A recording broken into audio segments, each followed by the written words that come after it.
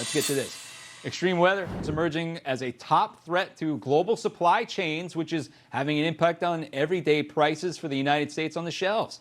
A new report from Everstream Analytics found weather has the second biggest impact on the world supply chain, behind only geopolitical tensions. Now, supply chains are complicated systems for sure, and the last thing a company needs is to be foiled by a natural disaster. From food to skincare to candy, weather can delay shipping and then, in turn, raise prices. Joining me now to discuss this is John Davis, the Chief Meteorologist at Everstream Analytics. John, it's great to see you one more time. And this afternoon, we've got some extreme temperatures. We got some severe thunderstorms. But you just pumped out that 2026 risk report, and you released what you're thinking about this year. What is your biggest concern when you're talking about globally weather impacts? Well, when we look ahead to this year, the concern is the acceleration of these extreme weather events, which have been having these ramifications, over the last couple of years overall. And if we look at things over the last 7 or 8 years, 4 out of 5 of those years have had the highest economic loss due to extreme weather events historically. So we've seen this accelerating trend with extreme weather events on energy, on agriculture, on people. And the real concern looking ahead to this year is, and we think it will increase, is that we will continue to see an acceleration of those extreme weather events that has ramifications financially and with all aspects within the supply chain. Let's get to something specific right there. I mean, I don't like that forecast at all. But last year, 2025, chocolate prices rose 300% because of the cocoa prices. Was it due to weather? Partly due to weather, absolutely. Usually it's a combination of factors that go into price spikes overall. West Africa being the biggest producer of cocoa on a worldwide basis, they had major weather problems to start the year overall, and that was one of the reasons why we saw that big increase. And that volatility likely will continue here overall.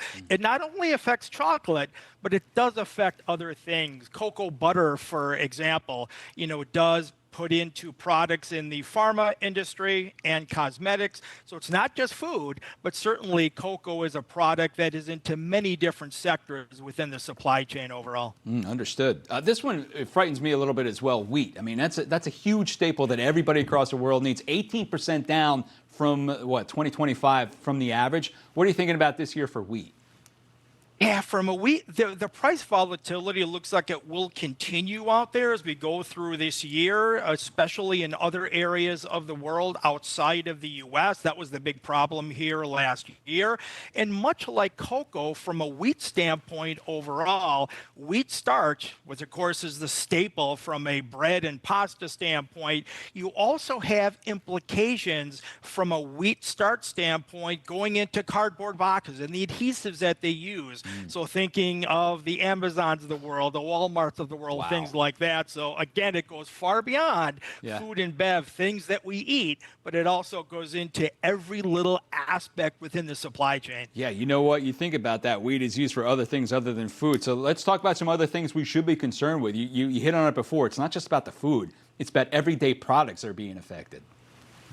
Exactly. And that's certainly one of the ramifications is that there's a lot of competition of products out there. Things that we use for food are also used for energy, are also used for, biofuels kind of out there. So when you tend to get any kind of issues where you have scarcity in commodities and scarcity in products, then it becomes a situation where all of these different sectors will compete to get those commodities and those products here overall. And that's one of the things that we do at Everstream is kind of look as to those areas and how that competition will tend to, play out in a specific basis overall for our clients. Yeah, John, your job is so important right now. We talk about natural disasters. Which is the natural disaster that scares you the most about disruption for supply chains?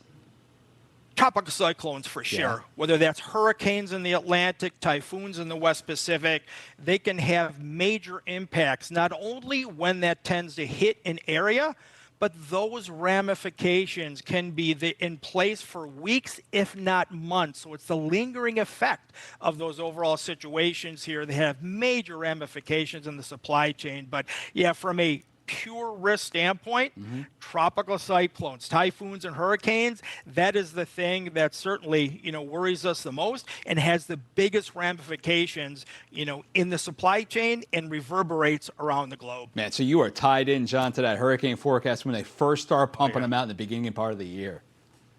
Oh, absolutely. And in different areas of the world, it happens all year long, so it never really stops. That's a good point. Yeah, you're talking global. Yeah, forget it. The typhoon's going on right now. It's summer down across the southern hemisphere. John Davis, thank you so much, sir. It's always great to talk to another meteorologist about the supply chains across the country because that really fuels the economy. John, thanks so much for joining us. I appreciate it. You're welcome. Thanks so much. Of course.